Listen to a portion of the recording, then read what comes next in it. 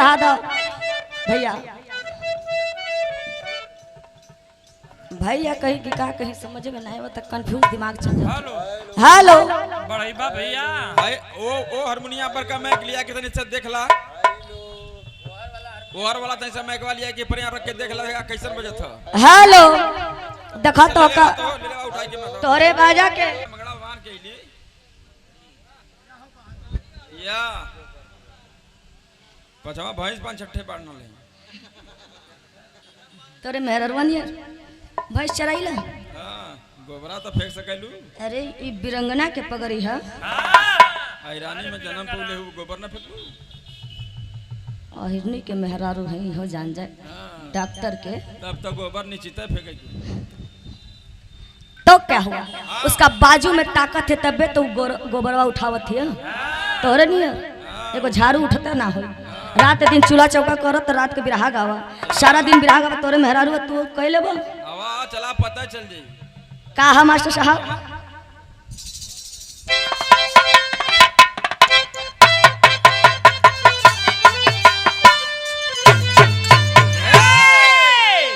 Harmonium की आवाज बढ़ा दे बाबू भैया। एकदम खत्म हो गई। काहे तो हर मशीन छोड़ देता।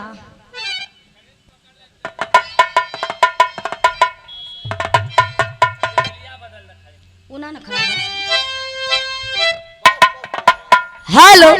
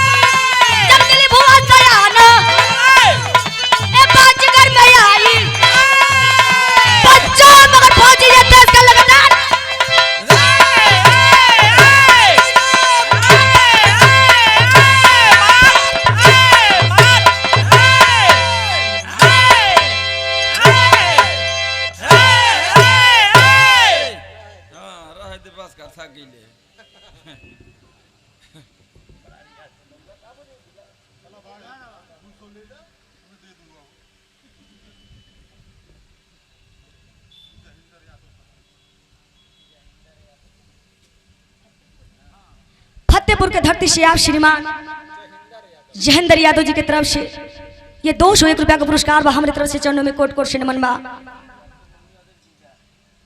और बिरहा गायक आप बिरहा के बड़ी सुंदर कलाकार आप अंतरराष्ट्रीय कलाकार डॉक्टर मनु यादव जी का भतीजा जी की तरफ से जीजा जी की तरफ से तो गड़बड़ा जाए तो और 500 बढ़ जाए तो का तो के घाटा लगत है गड़बड़ाबू तो ले जिहन की और 500 बढ़ा के फिर दोबारा बोलो वही हम एकदम तो हूँ एकदम बलंड एकदम बुर्बक हुआ का ऐसा ही बोलबो। तोरे संगे संगे हम सीखत हैं वे कुल भाषा। और ये बाबूजी उनके जीजा जी की तरफ से हमरो जीजा जी लगी हैं ऐसे हवा लाइन पर तो जीजा जी लगी हैं तो जान जाइए आपका जनावे के बाकी रहेगा। अच्छा ये गौरत रहना बैठ के लक्ष्मी प्रियदर्शी के सुतौले रहना अभी है अच्छा तो जा जगा देता। 501 रुपया पुरस्कार बा हमरे तरफ से चरणों में प्रणाम। आम जनता से पलगी आशीर्वाद की कामना। बाबूजी बात को पहले आप लोग समझ लीजिए। कहानी चंदौली जिला साहबगंज के अंदर एक डुमरी गांव पड़ेला। आप लोग अच्छा तरह से जानत होगी वहाँ डुमरी गांव साहबगंज में पड़ेला। एक गरीब परिवार रहा आप लोग सुन ले भी रहना। जगन्नाथ चौहान जो कि गरीबी में गुजारा करत रहना, भगवान उनका 3 औलाद देले रहना, लेकिन जो मझला बेटा रहना दिलीप चौहान बाबूजी, उनके दिल में बस एक ही बात रहल कि अगर हम पढ़ लिख कर कुछ भी बनम तो फौजी बनम और अपने देश की रक्षा करम। यही बात तो सोचत रहना और अपन मेहनत पानी बाबू, मेहनत पानी व्यायाम अपना जारी रखते हुए एक दिन कमरा में सूत के सपना सजावत हो। का सजावत हो मास्टर साहब? एक लाइन गीत लगल।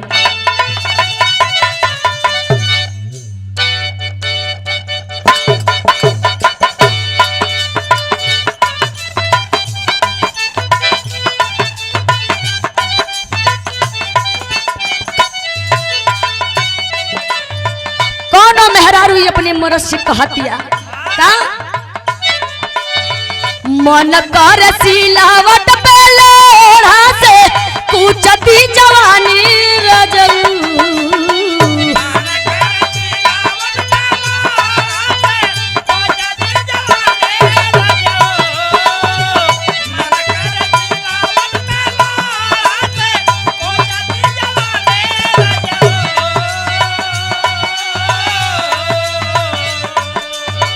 मन कर सिलावट पे लोढ़ा से कूचती जवानी रजऊ। तकवना सावता संग काटा तारा चैन लगा के मच्छरदानी रजऊ। कवना सावता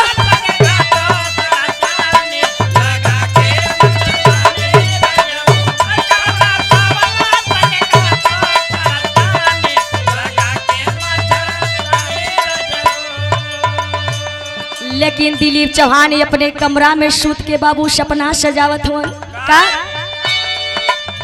धैले बना समाला तेरिया का सपना सजावे बीरा।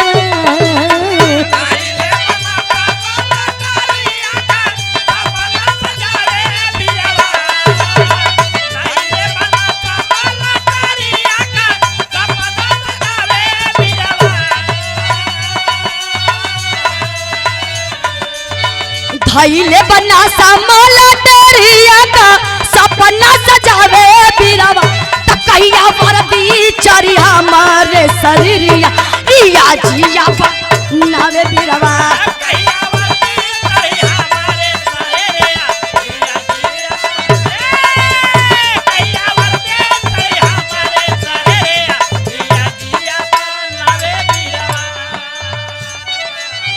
रतिया में नींद न जा वनवा के आवे फौज वाली बात उनके।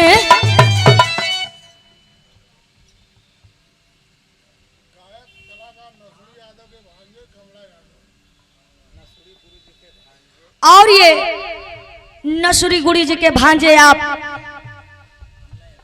कमला यादव जी के तरफ से सुंदर पुष्पहार, साथ में 51 रुपया का पुरस्कार हमारी तरफ से चरणों में प्रणाम। आम जनता से पलगी आशीर्वाद की कामना। रतिया में नींद ना जा वनवा के आवे फौज वाली बात उनके दिल में सताए।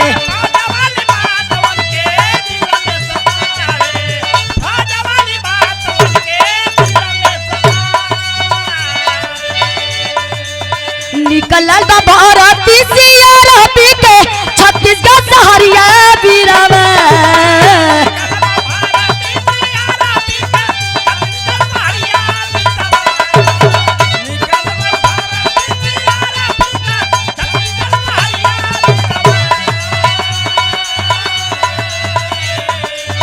निकलल बा भारती सियारा पी के छत्तीसगढ़ सहरिया बीरावा। कहिया वर्दी चरी हमारे शरीरिया रिया जिया नावे बीरावा।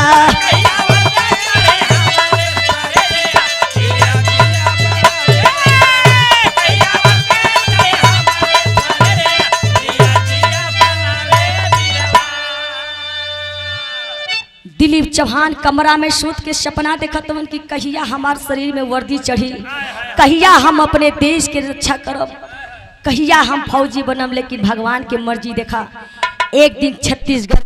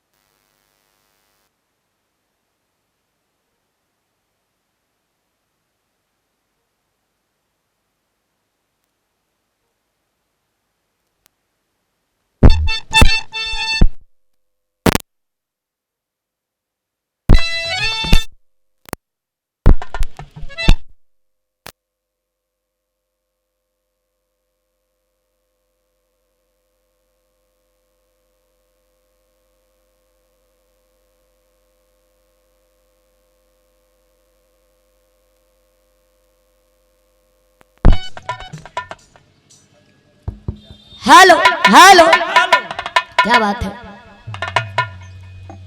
बाबू। दिलीप चौहान बाबूजी जब सपना सजावत हवन, एक दिन छत्तीसगढ़ शहर में बाबू सीआरपी के खुली भर्ती निकलल बा। आज जब सीआरपी के खुली भर्ती निकलल बा, दिलीप चौहान फार्म को भर देते हैं। सीटी बंद कर दीजिए भैया। हेलो, आज जब बाबू फार्म भर देते हैं, इधर बाबू भगवान के मर्जी से सिलेक्ट हो जाते हैं। दिलीप चौहान बाबू सीआरपी में भर्ती हो जाते हैं। आज जब भर्ती हो जाते हैं, धीरे धीरे समय बीतत गई। बाबू माई एक बढ़िया लड़की मंजू के देखकर शादी कह देना। आज जब शादी कह देना, समय के साथ साथ भगवान उनको 2 बिटिया जन्म दिली। आज जब 2 बिटिया जन्म दिली, छोटकी बिटिया के जन्मदिन मनावे बदे दिलीप चौहान अपने घरे डुमरी आए रहना चंदौली जिला में। आज जब बाबू छोटकी बिटिया के जन्मदिन मना के जब अपने ड्यूटी पे जाए लगना, मेहरारू जाके दरवाजे पे गट्टा पकड़ के कहतड़ी कि अरे स्वामी तू चल जीवा छोड़ के। होत का बा मास्टर साहब, एक लाइन गीत लगल।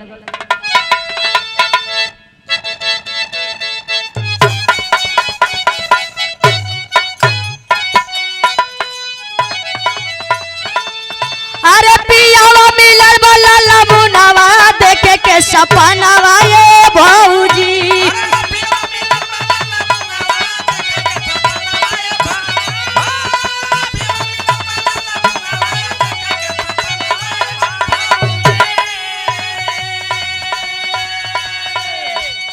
अरे पानी भरे जालिया वही पानी घटावा।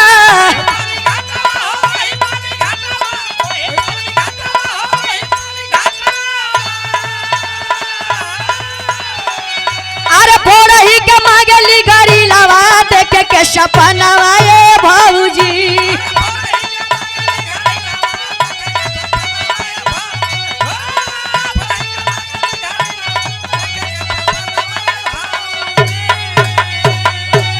लेकिन जब दिलीप चौहान जाता है तो क्या होता है? अरे चलो जब सीमा के पुजारिया तो रोवे ले गुजारिया ये मीतवा।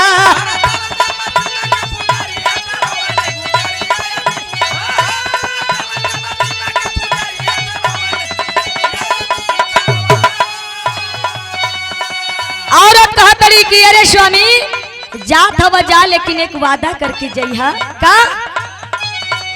अरे धूमिल नहीं हो बाबे से नूर के लाली।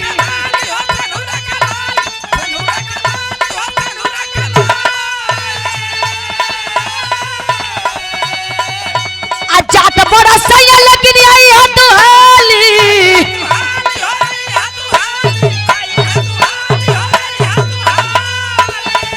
अरे राह कैसा बीती मरु मारिया तो रोवे ले गुजरिया ये मीतवा।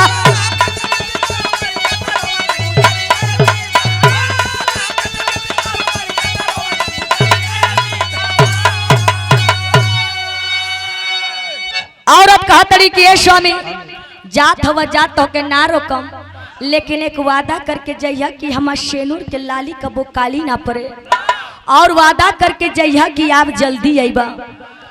इतना बात दिलीप चौहान सुनता है, कहता है कि अरे नारे पगली, मैं तुमसे वादा करता हूँ, मैं तुमसे वादा करता हूँ कि तेरा शेनूर कबो लाली से काली ना पड़ी। तो शिव वादा करत है कि हम जल्दी आए। इतना बात कह के बाबू अपना वर्दी कस के चल देता है। आज जब चल देता है तो होता क्या है, टेरी में कहना है।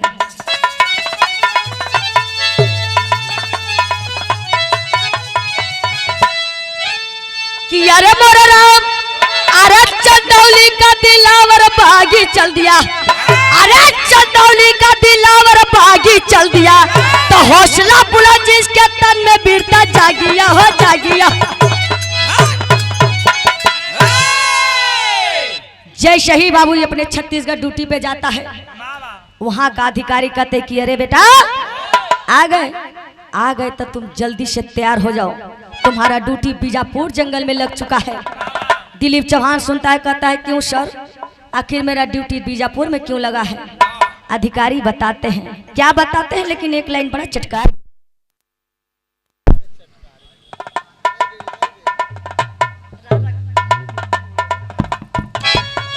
हेलो, एक बढ़ावर का एक बढ़ाइए।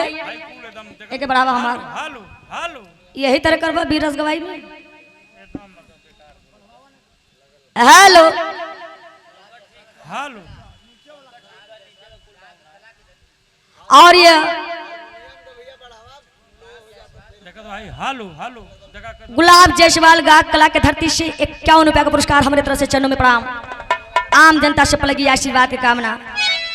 हारमोनियम का आवाज का है कि तो हर कुल कम कम हो जाता ना तो होवे जो तो दोष नंदो घोष हालू और करबे हमारे के भूल भूलबे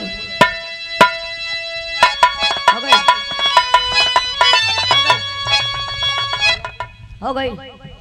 हेलो कहाँ भाई? जा तक चला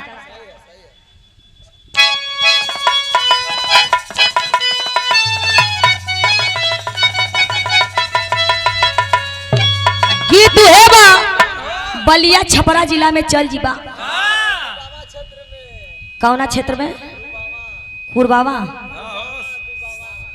तोहरा ना सिवान जिला पड़ाला? अरे का पता तू लोग संगत कइल बड़ा, हम तो भाई बंगाल के, हम का जानते नहीं कहाँ गुरबावा गुरबावा पड़ेला। तुहसे भेंट ना भइले? केकरा से? वही ओनाना से।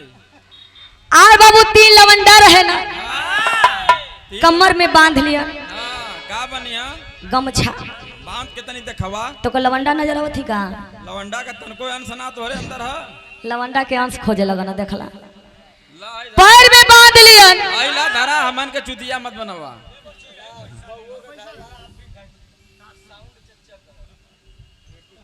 ई हमरे साउंड चाचा जी के तरफ से, विजय जी के तरफ से, क्या बात है। बाहर 21 रुपया का पुरस्कार हमारे तरफ से नमस्कार प्रणाम। तनी मनी बता देते चला। हां आज अब बाबू केहू के घरे लई का होला तो ओकरे घरे ऐठा तो ऐठा जाली आ कहली कि अरे का ये मालिकार अरे का जी हां कहां दवाई बनी हो तै चुनरिया देता हो? अरे नाही मर्दे एकदम लवंडे बना देबा का? हां मेहरारू तो के ना समझ में आवत है। ला भाई तजुए के खरीदली है। ये अपने मेहरारू को देख ना देखला ये हमके देतो नहीं यूज करे के तो उतरन ले जाके देबा। ला पहली मेहरारू तो ही बन जा, का दिक्कत है?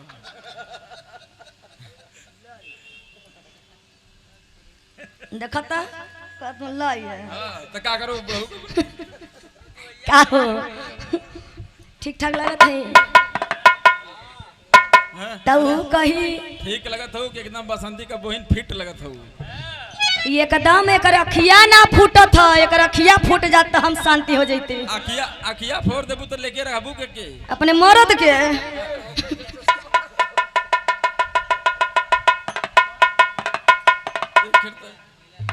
पहिल का कही क्या कही? कैसे कही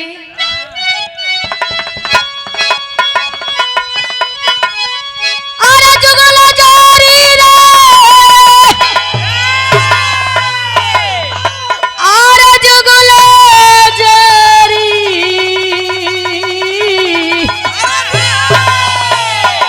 तो दोनों पनिया का जाली ए हे अरे दोनों पनिया का जाली अरे जुगला जारी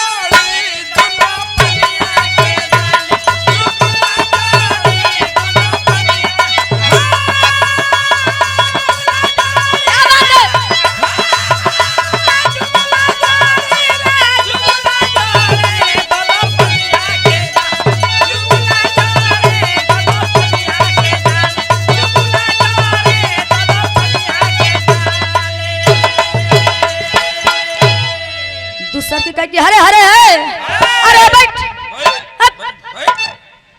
का कही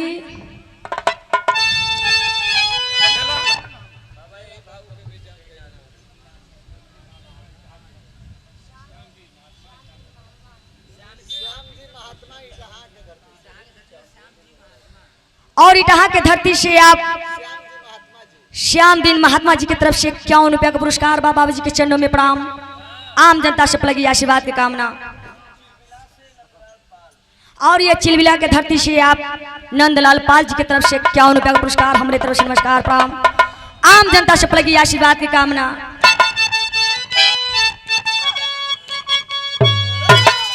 बड़की के भावेला अरे सर पे गोरी लावे बड़की के भावेला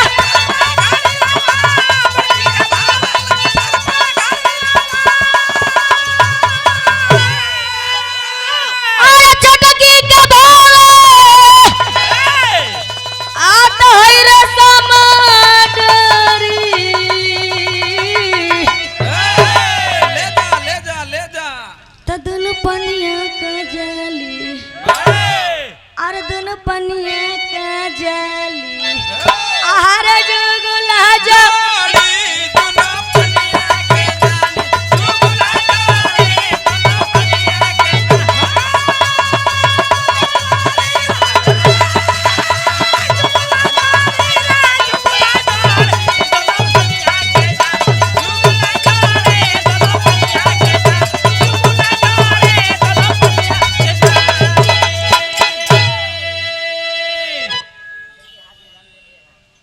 लेकिन बाबू तीसर के कह गया बैठ बैठ तो वो कहीं हाथ में झाम लेके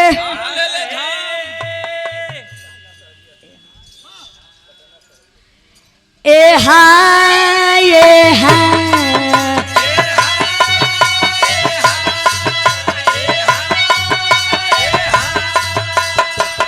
ए हाँ ये हाँ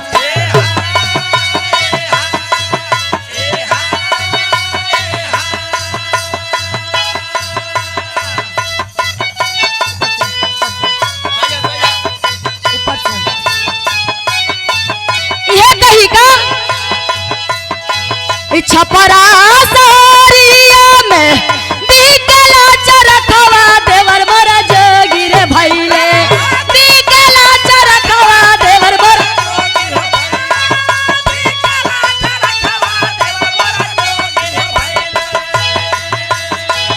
बिकला चरखवा देवर मोरा जोगिर भइले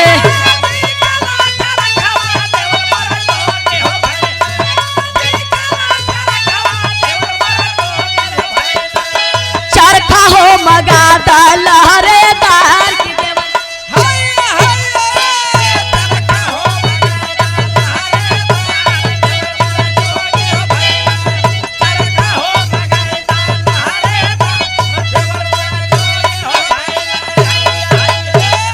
लेकिन एक लाइन हम कहिला ए हाँ ये हाँ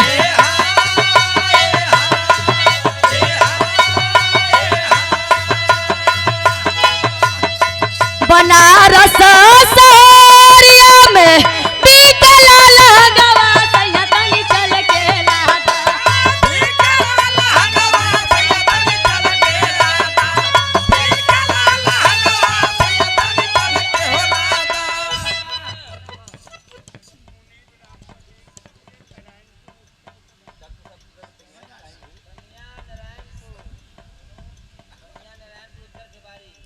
और कन्या नारायणपुर उत्तर के बाड़ी 21 रुपया पुरस्कार हमारे तरफ से प्रणाम अनिल पटेल जी के तरफ से।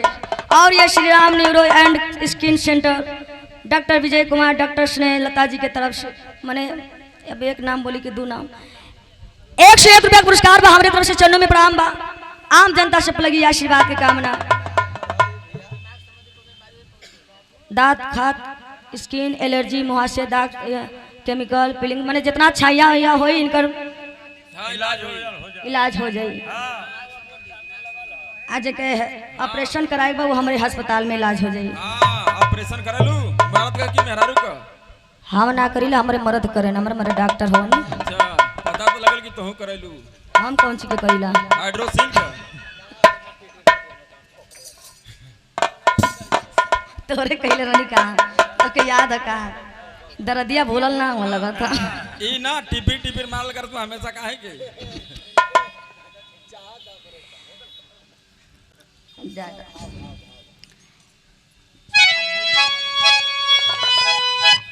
ए बाबूजी कहानी आप लोग मत भुलाइए सिर्फ आप लोग के मनोरंजन खाती है लेकिन बिरहा पे आप लोग गौर करी कहानी आप लोग समझिए कहानी दिमाग में बैठा के रखिए। अधिकारी बताओ तो के बीजापुर जंगल में आतंकवादी आकर घेर लिए हैं तुम और 12 नौजवान जल्दी से चले जाओ बीजापुर जंगल में इतना बात बाबू जब आदेश सुनता है तुरंत बाबू आदेश का पालन करके बाबू वर्दी को कसता है, निकल पड़ता है बीजापुर जंगल में। आज जब बीजापुर जंगल में जाता है चारों तरफ से बाबू आतंकवादी घेर लिए थे। आज जब घेरे है तो होता क्या है मास्टर साहब, एक लाइन वीर रस के धुन लगल।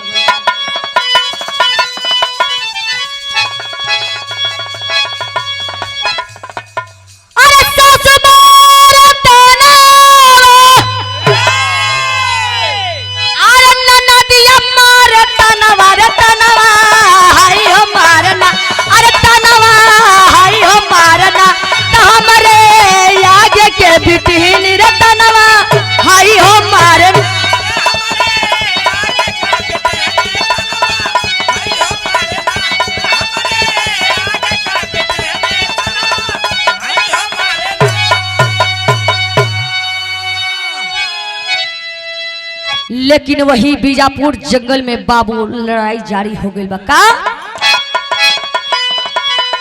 अरे बीजापुर जंगल में अरे घेर ले तू सम्मानवा रे रनवा रनवा भइलेंदा, अरे रनवा भइलेंदा कसा दे गोलिया के निशानवा रनवा भइलेंदा गोलिया के निशानवा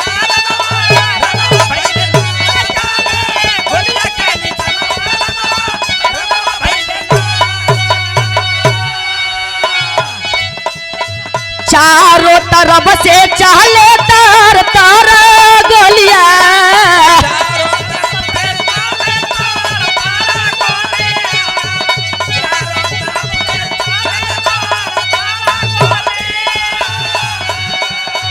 बारह जवानवा बोले इनकलाब के बोलिया।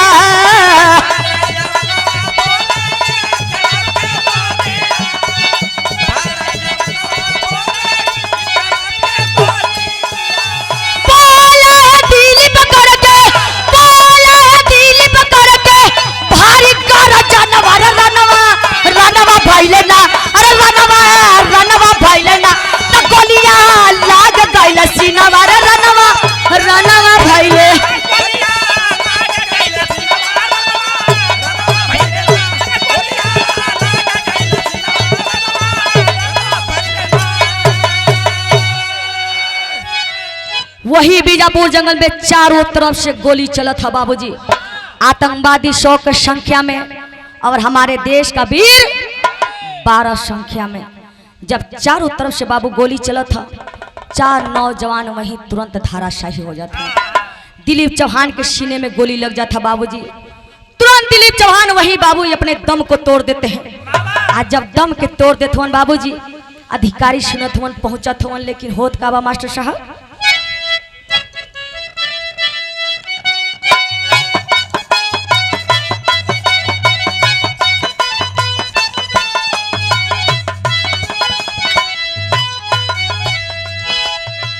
कहली कि ये बंदर कूद जा जमुनावा में, कूद जा जमुनावा में, मन लो न कहना हमार। गिर के जमीनिया पर चारों जवानावा रे, चारों जवानावा रे, दिहले पालनवा गवा।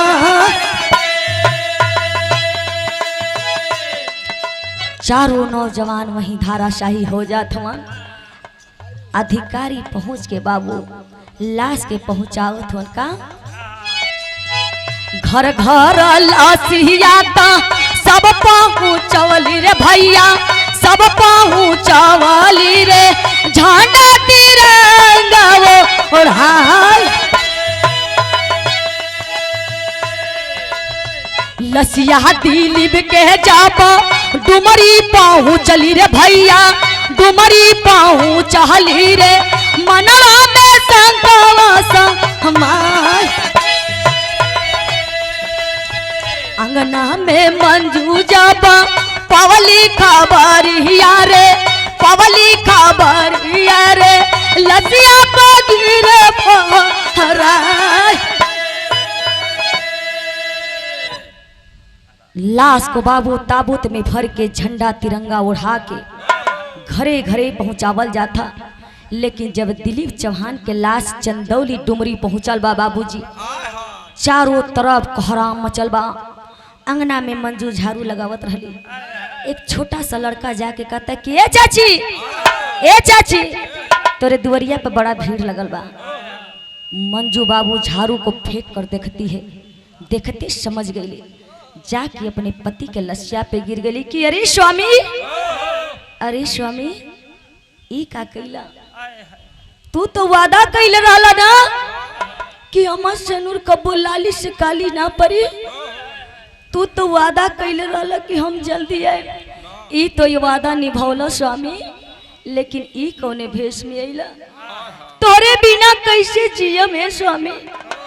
अपन दोनों बिटियन के मुंह ना देखला, छोड़ के चल गईला। बस ई देश के चलते, ई देश के रक्षा करत करत तू हम मन के भुला गईला। के लड़किन के पढ़ाई कैसे भविष्य बनाए में स्वामी? मंजू रोवत है अपने पति के लसिया पे और हना देते का देते।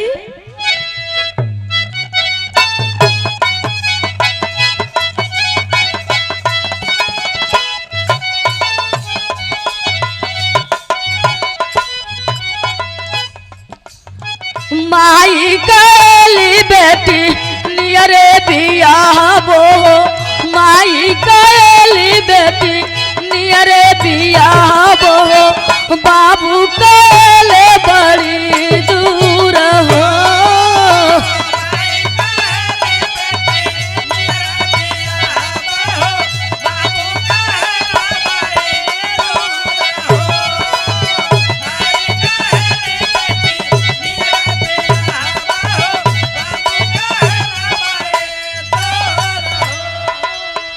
लेकिन यह गीतिया में एक बेटी अपने बाप से कहतिया, झाझर मारवा जिन छा वैया ए बाबा हो, झाझर मारवा जिन छा वैया ए बाबा हो, लगी है सोरू जावा के घाम हो।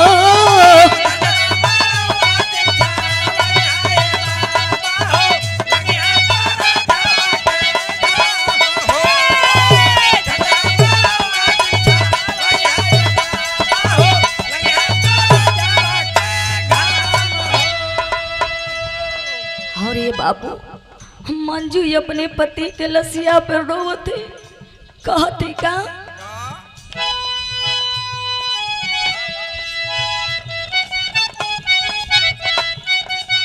ये कहते रोवेली मंजू दई के सजना के लसिया हो, रोवेली मंजू दई के सजना के लसिया हो, गैला काम के बिसराए हो।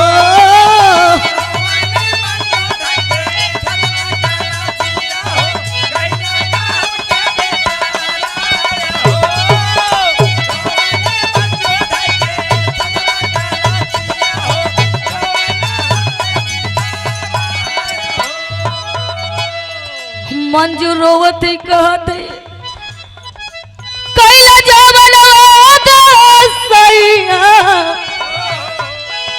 हमसे ना निभावला, मगिया हो गइले बिराना।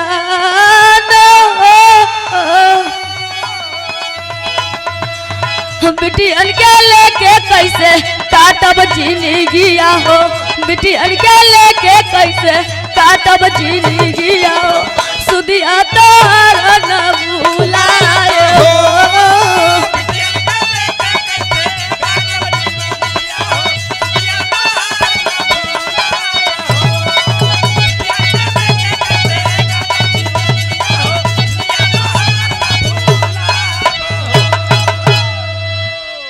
हम मंजू अपन दोनों बिटियन के रोवत ही लेके कि कैसे तो के भुलावल जाए, तोरे एक एक बात हमके याद आई है स्वामी, तोरे बिना कैसे जियल जाए।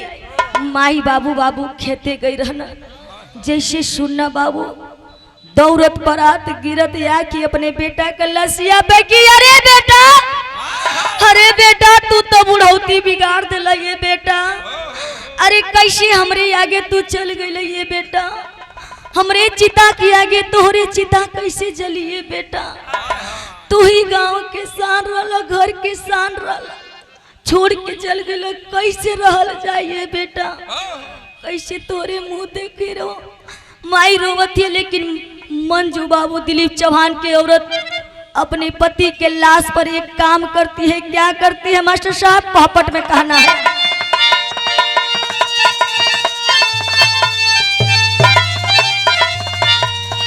अरे बीच धरा में अरे फंस गई नेवरिया हमारे सामी हो। अरे बीच धरा में अब फंस गई नेवरिया हमारे सामी हो। तोरी दिहला जीवन के रसरिया हमारे सामी हो।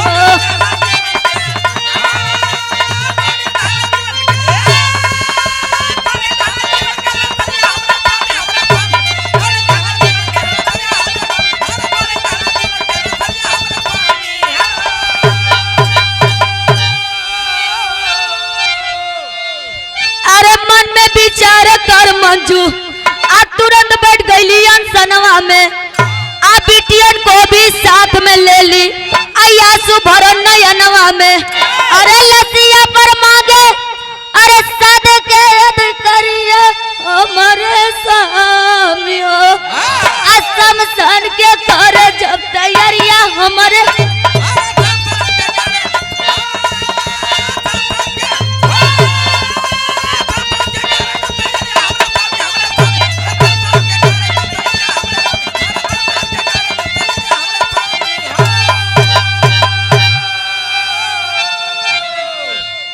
हे बाबू, मंजू रोते रोते दोनों बिटियन के लेके अपने पति के लसिया पे अनशन पे बैठ गई।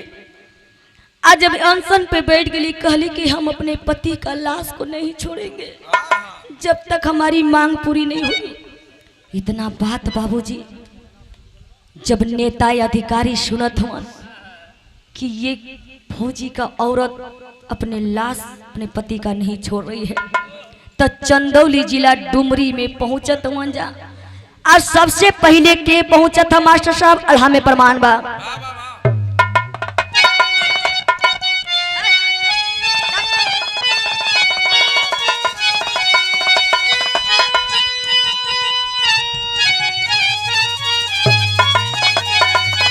अरे चंदौली का सांसद देखो राम की सुनिए रे भैया।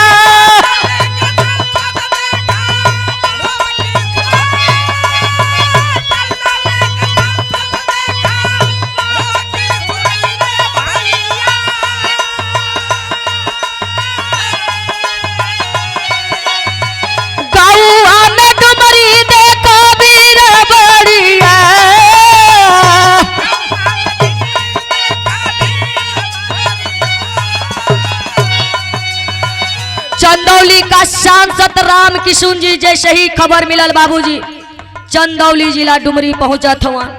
दूसरा नंबर में के पहुंचल?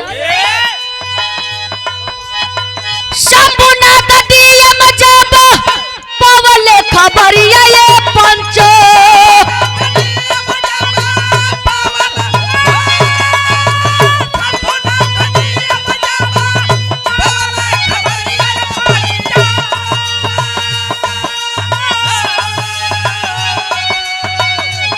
पहुंच गई बन के करनदार।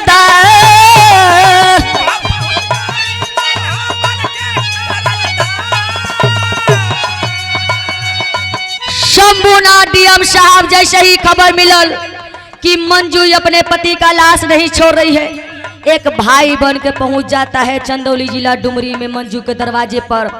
तीसरे नंबर में के पहुंचल?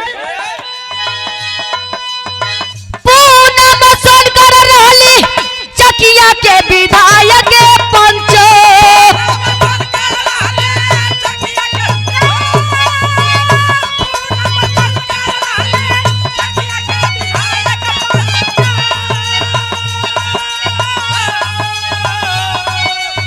सुन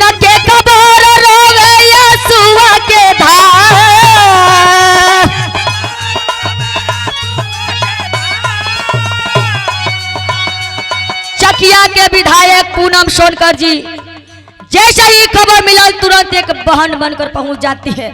आज जब सारे लोग पहुंच जाते हैं तब डीएम साहब पूछते हैं क्या? डीएम साहब पूछे का बा मंगनवा ये बहिनी।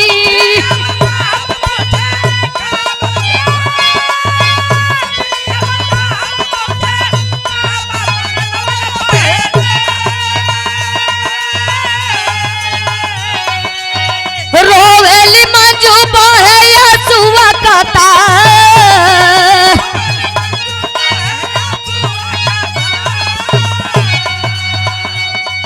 डीएम साहब कह रहे हैं मंजू से कि अरे बहन, आखिर तुम्हें अनशन पर क्यों बैठी हो?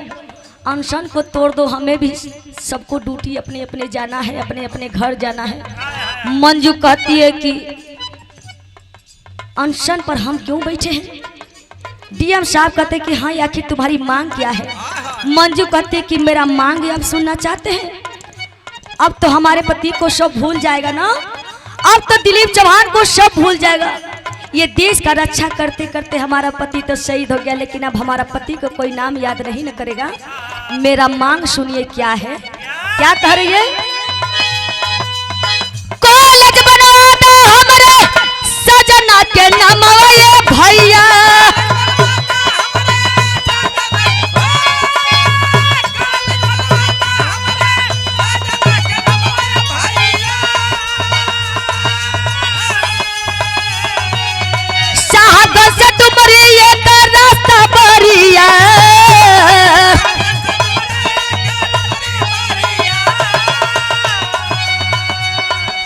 मंजू कहती है कि मेरा पति का नाम का एक कॉलेज बनवा दीजिए और एक रास्ता बनवा दीजिए साहबगंज से डुमरी, और एक चीज बनवा दीजिए क्या?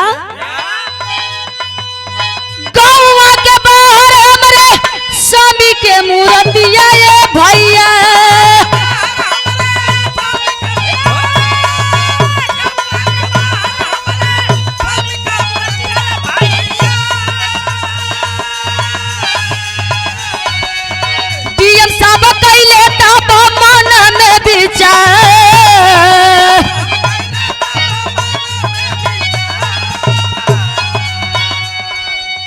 ए बाबूजी, डीएम साहब बाबू सोचते हैं कि अरे बाप रे बाप, इसका मांग है। कहती है मंजू कि गांव के बाहर मेरा पति का एक मूर्ति बनवा दीजिए, ताकि लोग देखेगा तो कहेगा कि नहीं, ये देश का रक्षा किया था, इसी का नाम दिलीप चौहान है।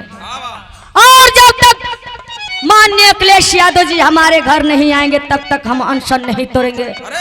बाबूजी, विराग पर आप लोग ध्यान दीजिएगा, ये गाना कोई राजनीति का नहीं है, बस ये आप लोग का विराह, आप लोग का कांड के हिसाब से सुनाया जा रहा है, वीर रस के हिसाब से एक फौजी का दर्द सुनाया जा रहा है। उस समय सरकार समाजवादी पार्टी का था बाबूजी, इसमें ये विराह में राजनीति का कोई ये नहीं है। कहते हैं कि बाबूजी, जब तक माननीय अखिलेश यादव हमारे घर नहीं आएंगे तब तक हम अनशन नहीं तोड़ेंगे। इतना बात बाबू जब डीएम साहब सुनते हैं तब करते क्या है? मुखिया अखिलेश जी के फोन वाला गवल रे भैया।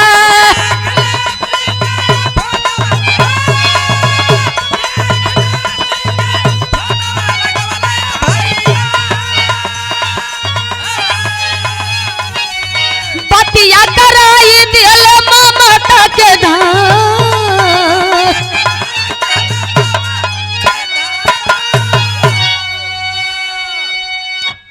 डीएम साहब अखिलेश यादव जी को फोन लगाते हैं, सारी बात बताते हैं। डीएम साहब बाबू मंजू से बात करते कि अरे बहन,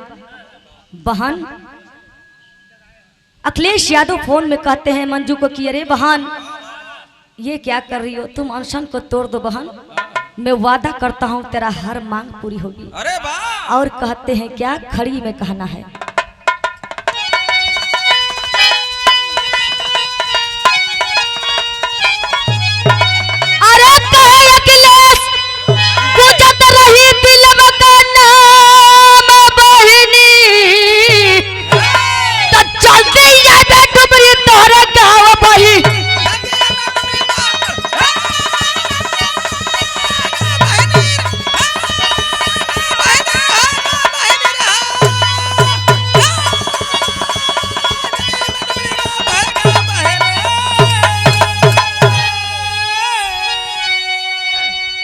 अखिलेश यादव जी कहते कि तुम अनशन को तोड़ दो, मैं ये वादा करता हूँ कि मैं चंदौली जिला जब भी आऊंगा तुमसे मिलूंगा। इतना बात जब बाबू मंजू सुनती है, बात को मान जाती है और अनशन को छोड़ अनशन तोड़ देती है बाबू, और अपने पति का लाश को छोड़ देती है। होता क्या है, अरे लसिया दफनाए लोग, अरे चल ले भवनवा, अरे धन मेरे देशवा का धन है जवानवा।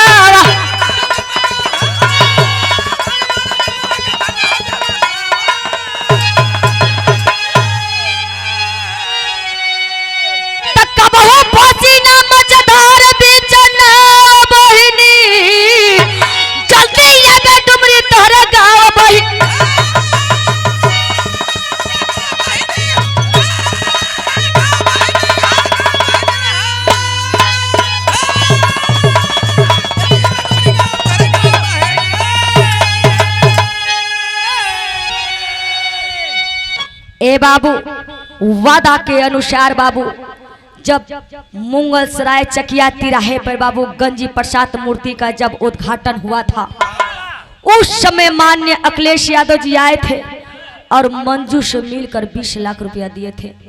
और छत्तीसगढ़ के अधिकारी बाबूजी मंजू को 25 लाख रुपया दिए। उस समय बाबू सरकार बदल गई। यहीं से कहानी समाप्त का आखिरी में कहना है का, अरे गुरु बिहारी गुरु गणेश गुरु रामलाल गुरकारी स्वर्ग बसे चंद्रिका कवि, अरे बच्चन जी बने पुजारी।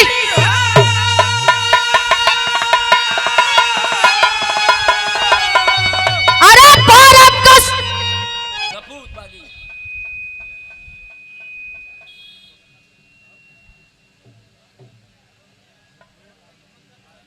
अब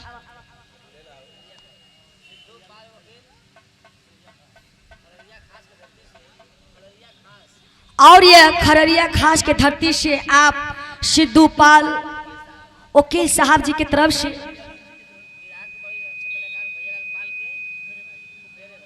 बिरहा के बड़ी अच्छे कलाकार आप हमारे भैया लालपाल जी के फुफेरे भाई जी की तरफ से ये गुप्त इनाम बहुत रुपया का पुरस्कार आप भैया के चरणों में प्रणाम। आम जनता सब लगी आशीर्वाद की कामना।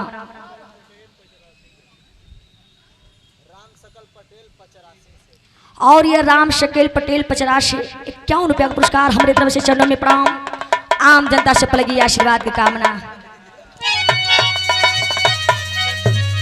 अरे गुरु बिहारी गुरु गणेश गुरु रामलाल गुरकारी, अरे स्वर्ग बसे चंद्रिका कवि, अरे बच्चन जी बने पुजारी।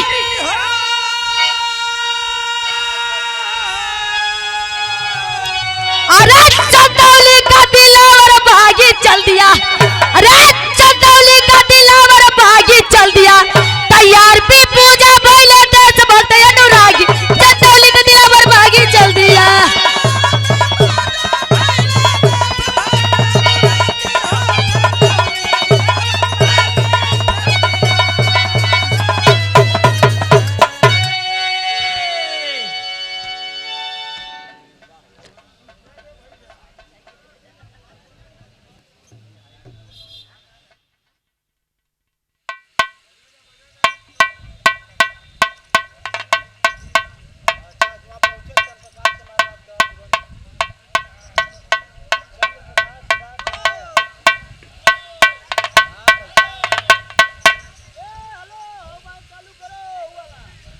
हेलो, और ये प्रदीप कुमार चौहान जी की तरफ से 101 रुपया पुरस्कार भैया के प्रणाम।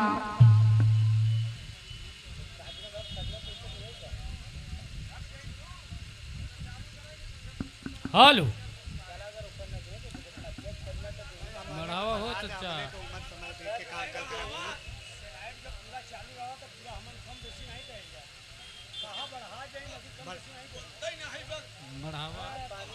हेलो बढ़ा दे अच्छा। हेलो रियाज लगा था, हाँ रियाज न लगा। हेलो हेलो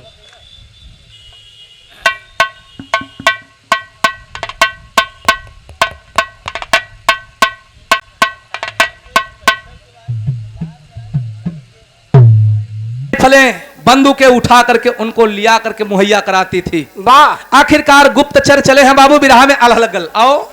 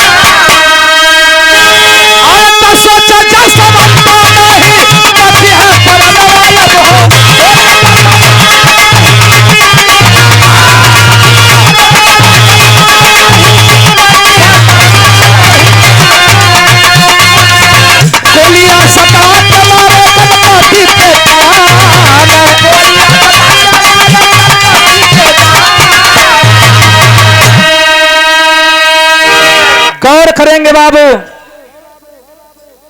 चीन की तरफ से भेजे हुए सेना के गुप्तचर आकर के जब सच्चाई को जाने हैं तो अपने अधिकारियों को फोन करके, सैनिकों को फोन करके, सिपाहियों को फोन करके बताए हैं। हैरानी में पड़ गए साले चीनी सैनिक, लेकिन फिर भी एक जवान की चारों तरफ से घेराबंदी करके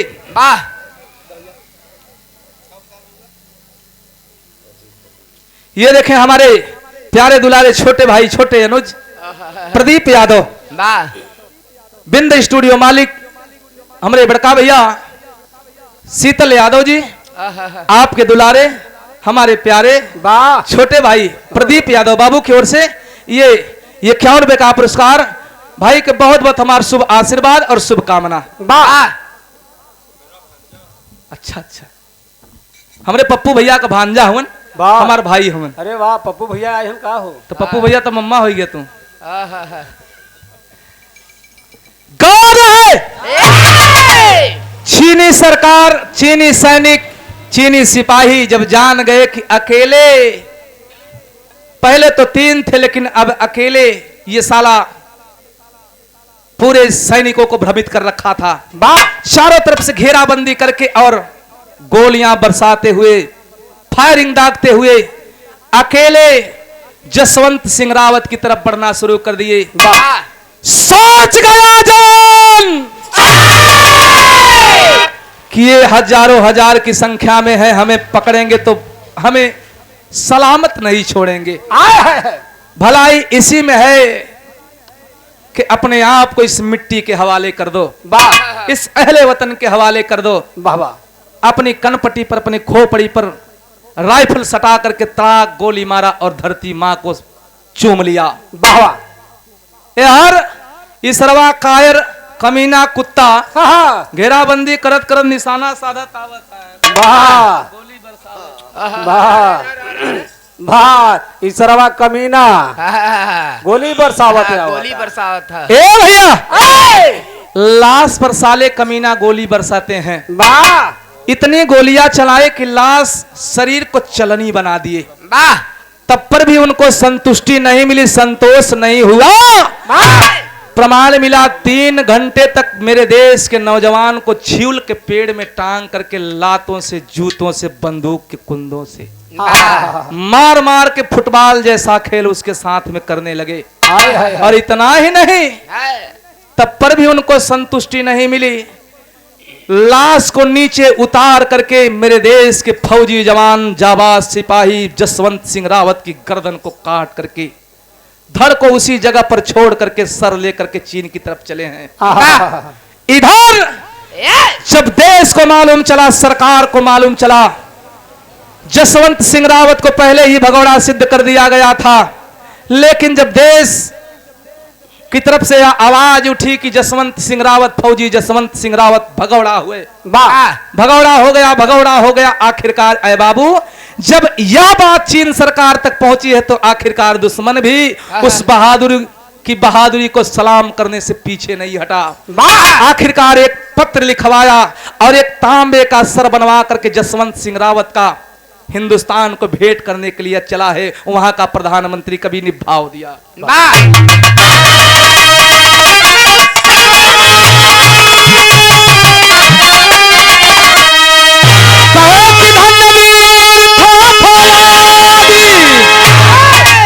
पर्दा तनिक कम मास्टर, तनिक बढ़िया।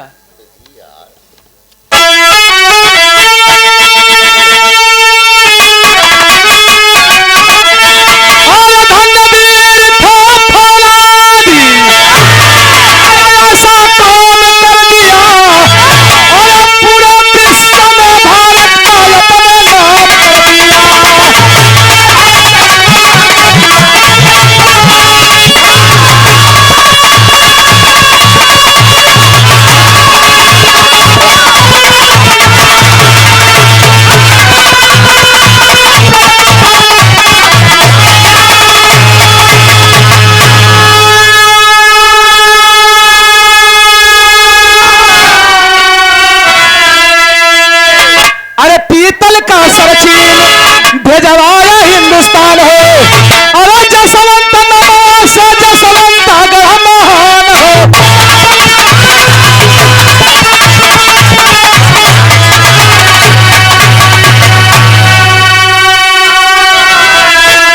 अरे सर झुका के दुश्मन ईश्वर राम कह दिया और पूरा विश्व में भारत का अपने नाम करे।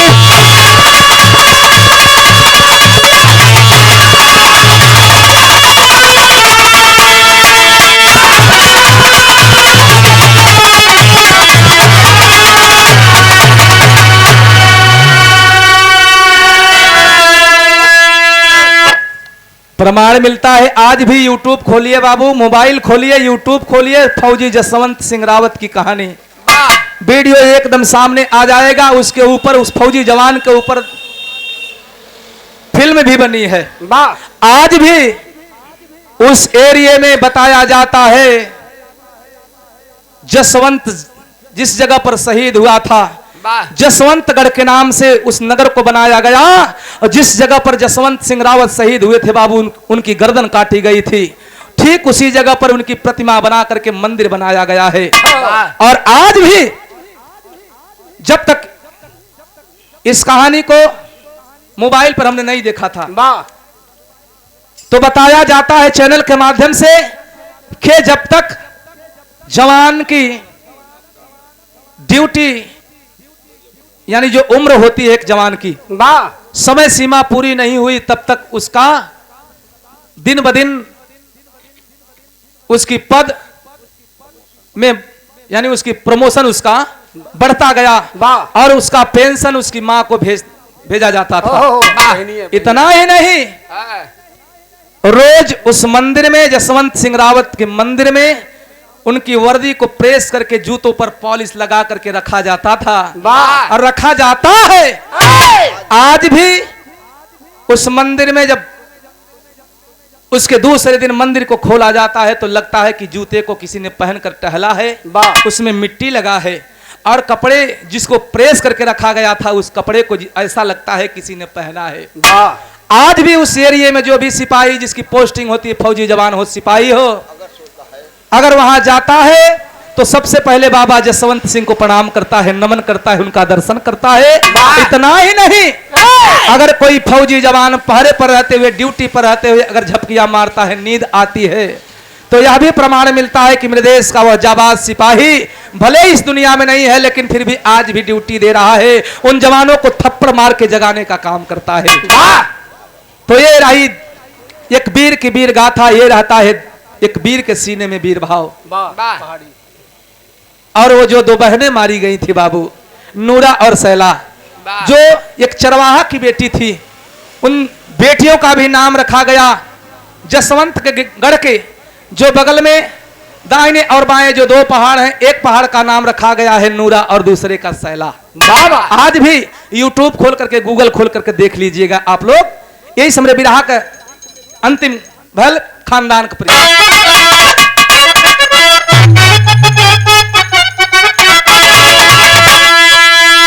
कह स्वर्ग गए श्री राम